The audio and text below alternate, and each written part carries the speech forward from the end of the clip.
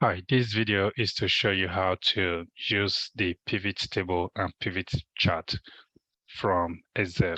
And the next video after this is going to be a video that I'll prepare using the Power BI. To use the pivot table is simply easy, but if you look at this data, it's always good to have a look and see whether the data is green in the first instance. What I would do, you could say that this variables here or this item here are all fitted, but the last one here, which is on this section here, others is not fitted. So I want everything to be fitted, although this is empty, but again, I deliberately put that empty one just for my demonstration. So to include the fitted, I'll just highlight all of this, like from the beginning of the first item to the last, and then I'll click on Control Shift, and then click on the down arrow from your right side close to the number.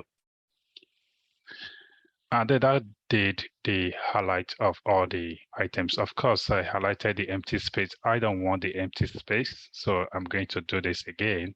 So I could actually start from the bottom and do it upward, which makes I highlight the last row that I need, including this empty one because I have another variable up there. Then I'll click on Control Shift and I click on the up arrow close to the, those are the 4 cardinal points you have just close to the numbers by your right. And then now that I have done that,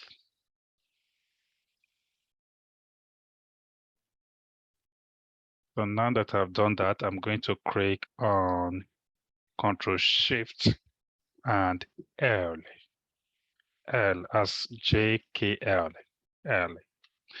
Now you see that it's all deselected. Now I can click on Control Shift and L again, and that will create the filter.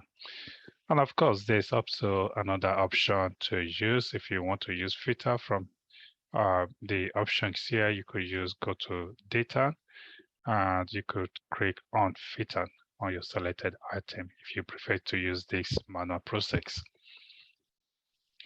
Now, if I look at this data, in terms of the structure is fine, but again, you could see some of the numbers have multiple zeros after the spreadsheet. So I could easily create this by just simply highlighting all of this item here and then go to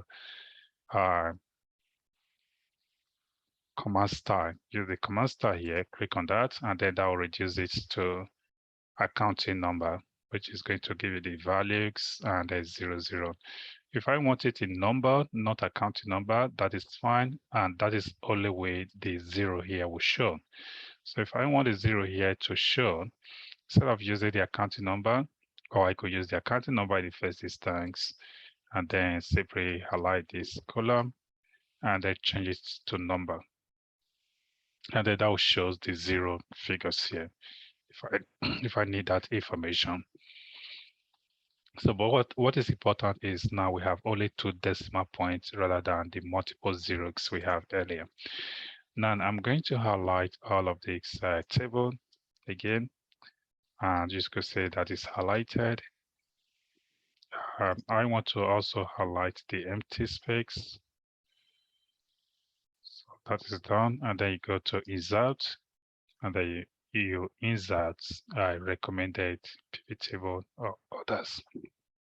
If you are looking at pivot table and chart, then you may use this option here, which is going to show you pivot table and pivot chart and pivot table. So I'm going to choose this option, and it's asking me where should I save this. I could use existing sheet, which means I have to click here to select this sheet, but I want it to go to a different sheet. Now click yes. So here we go. We have the data here. Now I could start doing my analytics. I could look at receivable by country and just have the country here in the we have the country in the y-axis, and they have the values here. So you could say that we have countries here: Australia, China, Japan, New Zealand, Singapore, and South Korea. And I could also have the account payable, just to compare, as you could see from here. The account payable in some cases, like in New Zealand, seems to be more than the accounts receivable based on this column here. They have multiple columns as well. So eventually, across all the countries, the account payable appears to be more than the account payable. Could also look at the cash sales, perhaps because most of the sales came in cash and you have less receivables.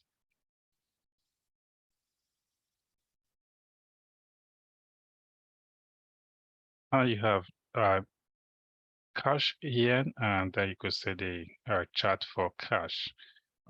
Practically, when you add the cash and the receivable together, then it might be more than the value of the accounts receivable, perhaps in some countries like South Korea, Singapore. Unlikely in the case of New Zealand, likely in the case of China, also highly likely in the case of Australia. We could also look at bank balance.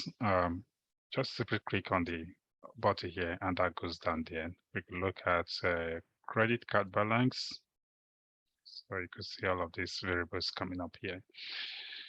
Now, as you can see from here, we have the grand total. I may not want the grand total, just want the value for each of this country. What I need to do is to take off the grand total. How to do that? You go to, I click on the table here, anywhere in the table, and then you click on design. And when you click on design, you first I will choose what format I want to report this information. I may want to report it in perhaps tabular formats, or choose tabular formats. Doesn't really change much. I could also choose to say, for example, I want to report, I want to exclude the total. So again, we go to click anywhere on the table, go to design, and then we exclude the total, grand total. We say off. And then the subtotal, we could also take off the subtotal case where we have a subtotal, which in this case we do not. So we could say do not show subtotal. Hopefully I will get to that point where I can talk about that. Now, maybe I want to actually look at this data by year. In doing that, I may choose the year here and then put it here under the filter. So what you could see from here is that this will help me to select each of the year. If you're looking at monthly or daily, you might look at that from this option here. Click on this button here, select multiple. And I just want to look at these values by year, looking at 2019. Click on 2019. And then that shows me the value for only 2019. Maybe interested in the remove 2019 and just choose 2020, 2021, and 2022. And of course, that asks the value for those years I selected. Maybe I'm not interested in sum. I just basically want to have average for the year across those years I selected. So I will come down here and change this from this sum of receive here by using value fit setting. So I'll change that to average.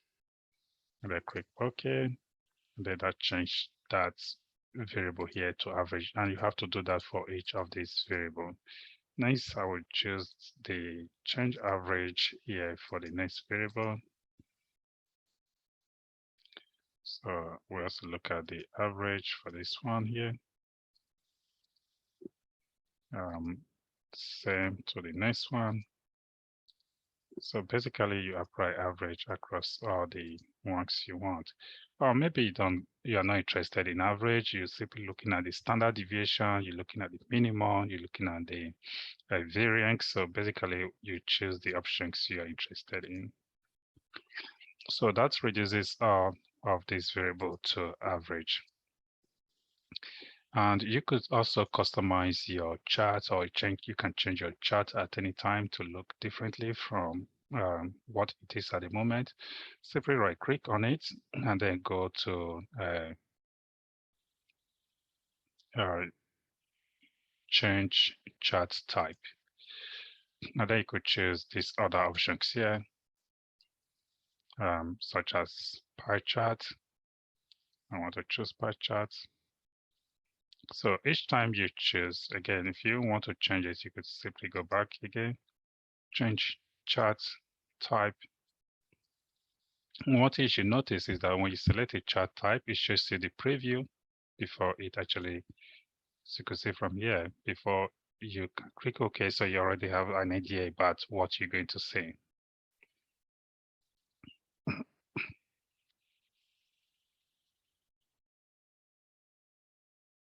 Now we could change the charts to a different one here, like the one we can see from here. So you could manipulate this chart to see what you are interested in. We could see things like this, which has the trends on it,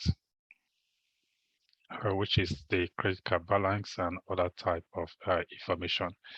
So it's basically a simple process. Now, let's say I want to report this information by industry. So what I need to do, I'll add this information here to the industry, take this chart down. You could see how disorganized the table looks like. This is not a professional table that you can submit for management decision. So you need to modify this, and to do that, you could have this industry in the filters instead. When you have it in the filters, you simply just click on the industry you want to include. You want to include these key industries. Maybe perhaps you just want 2 or 3 or 4. Click on that. But you will realize that the industry doesn't really show in a different column here for management to see specifically what industry is for each of these countries. So there's a way to fix that, and I'm going to show you the approach now. So to fix that, we'll move this industry to the rows. So we'll move this industry here. And when the industry is here, what you can see from here is that this is Australia, and this is the industry. And here you see that the subtotal for Australia is added here. You may not need this subtotal. It doesn't really look very professional. I may just want to take away this type subtotal from here. So what I could potentially do in this case is to go back to the design, and then you could click on subtotal, and they do not show subtotal. That takes it off. This is more professional than the one we had earlier. So this basically gives you this information, and we could also make those adjustments like what we did earlier. As you can see from here, take off all the zeros because we don't need that information there. And we may also want to report these values in a whole number. So in that case, we use this decrease function here, which is decrease decimal. And then that reduce or eliminate all the zeros. I may also want to include year for each of these item and also the company's name, just similar to what we did earlier. I'm going to move the year under the column. We actually move it down to the first column, and that reports for each of these year here in the data. And I may also want to report the company's name, thanks of those creditors. And you can see from here, we have the company's name. So as you add more variable, your table becomes more compact with information. But of course, you also have the choice to reduce the amount of information you provide by simply reporting them by industry. So for example, I just want to report information for the banking industry only. So in this case, I have the um, industry in the filter section, and then that gives me the opportunity to manipulate it by choosing the industry that I want. So this basically gives you some of the options here. So you can see from here, or I may just want to report them by countries basis. Then I have to move this country to filter. And once I have this country on filter, then I could choose the country that I am interested to report for. So I may choose Australia in this case. So it is as simple as this. When you have your data in pivot table, it gives you a chance for a lot of manipulation, create charts, and prepare your report. And in the future, if you have updated data and you want to update the data, you could also simply come here and update this data here and then refresh. And that will, of course, also help you to refresh your pivot table. This way, I will stop for this video. If you think this video was useful to you, do not forget to like this video and also subscribe to my channel.